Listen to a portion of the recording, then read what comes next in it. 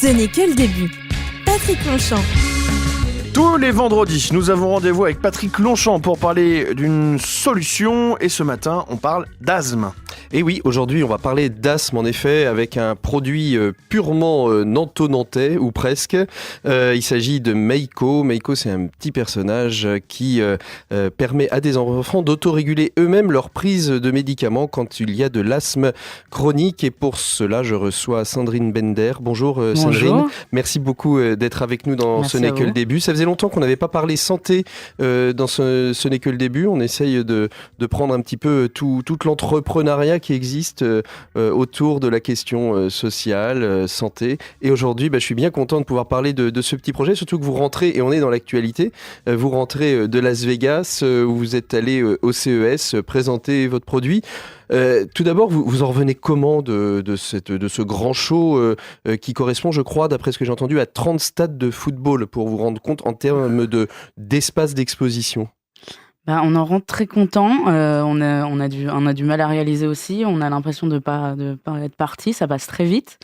Beaucoup d'opportunités, beaucoup de rencontres.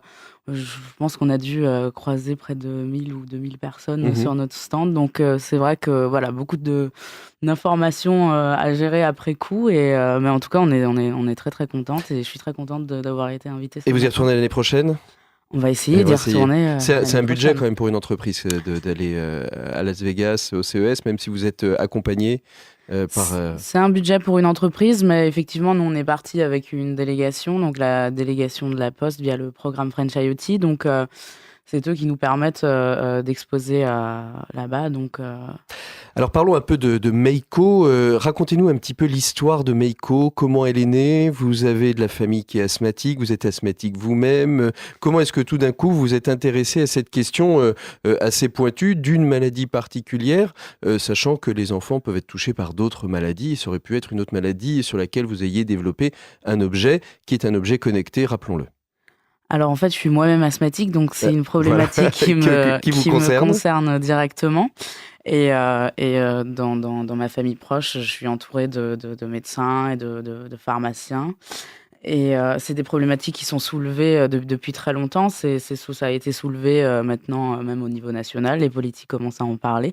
Du problème d'observance dans la maladie chronique, c'est que maintenant, on fait finalement des médicaments qui sont assez performants, mais les gens ne les prennent pas correctement. Et donc, c'est le gros problème, et notamment les enfants, parce que c'est difficile pour un enfant de prendre un médicament au quotidien.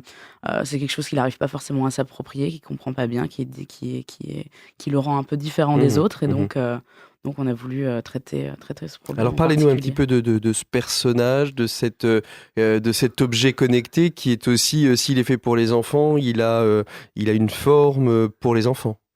Oui, alors donc Meiko, c'est un objet connecté qui prend soin des enfants asthmatiques. C'est un petit animal bleu qui va fonctionner avec des humeurs et qui va rappeler finalement le traitement au quotidien. Donc, il a un côté un peu barbe à papa. C'est ça, on nous le dit souvent. Donc, c'est que ça doit être vrai. Voilà.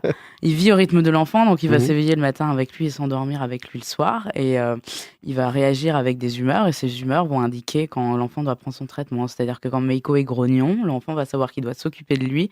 Et donc s'occuper de Meiko, ça revient en même temps à s'occuper de lui-même, s'occuper de son traitement. Alors, l'objet connecté, on le voit bien, il va vivre par phase, mais comment est-ce qu'il sait ça veut dire que le tube de médicaments, lui aussi, est connecté à l'objet. Comment ça se passe pour qu'il sache?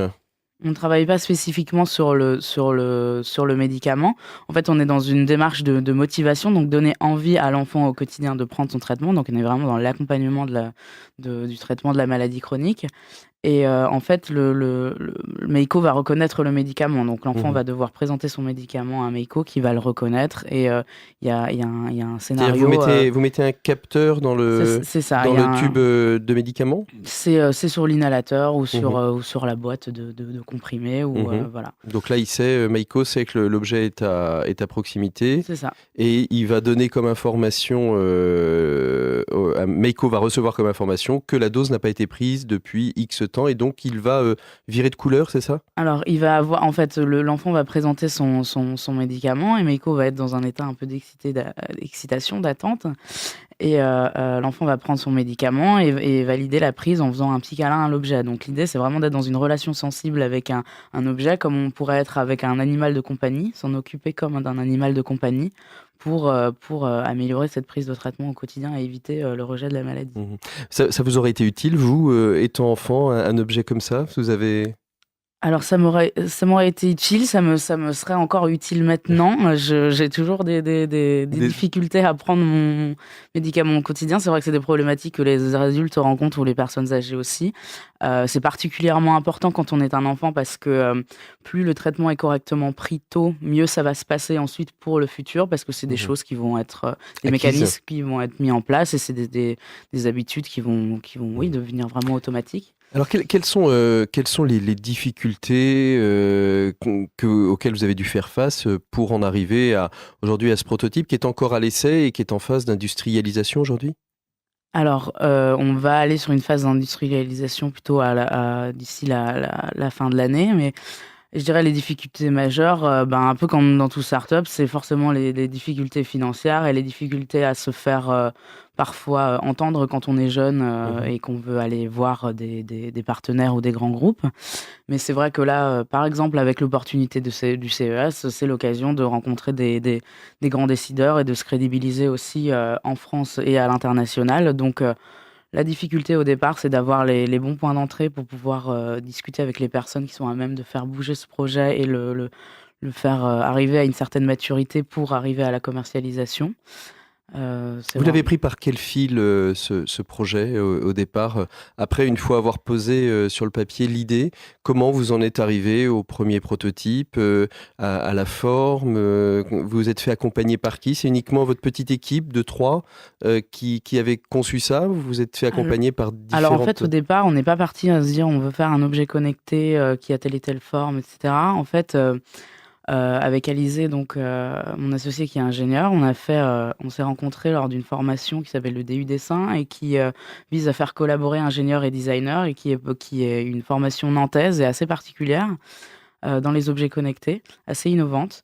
Et on est parti de la problématique et on a fait une très grosse étude bibliographique autour de ça et pour arriver finalement à la conclusion que la meilleure des réponses, c'était cette réponse sensible et ludique à ce problème d'observance chez les enfants. Et ensuite, on a commencé la conception, je dirais, bien plus tard, quasiment 4 mois plus tard, à vraiment essayer de formaliser.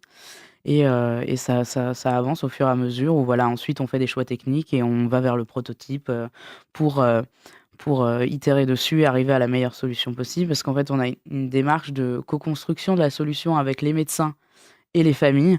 Donc l'idée, c'est d'arriver à être au plus proche des besoins des médecins en termes de retour de données et des familles en termes de besoins et des enfants, d'accessibilité aussi de l'objet. Donc un vrai travail de design où on s'intéresse d'abord à l'usager avant de s'intéresser au produit. C'est ça. D'abord à l'usage, ensuite à la technique et à tout ce qui en découle. Mais l'idée, c'est vraiment d'avoir l'objet le plus adapté possible aux besoins. Vous avez abordé un petit peu le grand secteur de la pharmacie aujourd'hui, parce que qui dit connecter l'objet, qu'est-ce que c'est ? C'est un patch qu'on met sous le tube, c'est ça ? C'est ça. D'accord. Ça aurait pu être intégré directement dans les tubes de médicaments ?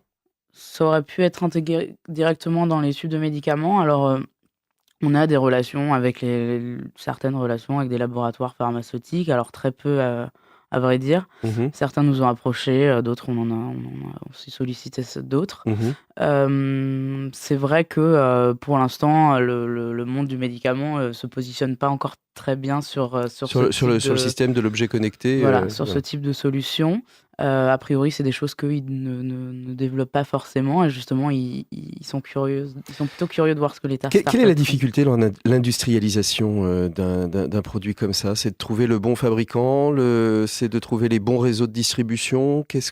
Alors c'est ça, c'est de trouver les bons fabricants et les bons réseaux de distribution pour être rapidement accepté aussi sur le marché. C'est vrai qu'avec un objet qui est entre la santé et le bien-être, on ne pourrait pas le distribuer n'importe où. On a un besoin de qualité, de conseils derrière. Donc c'est vraiment trouver les bons partenaires et les bons canaux pour pouvoir Aujourd'hui, on peut vous aider encore. Est-ce qu'on peut venir tester le Meiko? Oui. Là, s'il y a des auditeurs qui... Alors, on peut vous aider de différentes manières. On peut venir vous aider à tester. S'il y a un investisseur qui veut aider à l'industrialisation, il peut vous faire signe aussi. C'est ça. C'est ça. Il y a des familles qui peuvent encore venir? Oui. Alors, en fait, l'idée, nous, on essaie de créer une communauté de patients, de patients experts, finalement, qui nous aident à avoir le meilleur produit possible. Donc, la Meiko va être en phase de test, et notamment en région nantaise. Donc, si toute personne touchée par la question de l'asthme, peuvent nous... Petits ou grands, ou parce que c'est fait pour les petits, mais il y a peut-être des grands qui ont envie, petits ou grands, on est toujours... Des personnes âgées qui sont un peu en situation de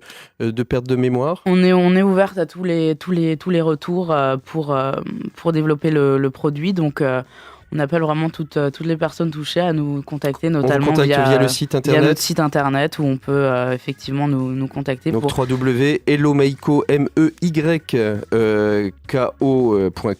hellomeiko.com. Vous verrez cette jolie petite marionnette bleue.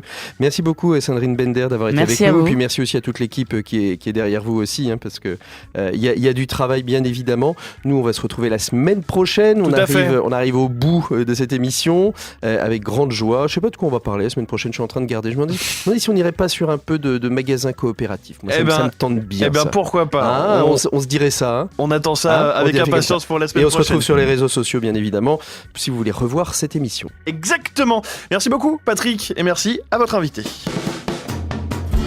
Le 6-9 de Sun.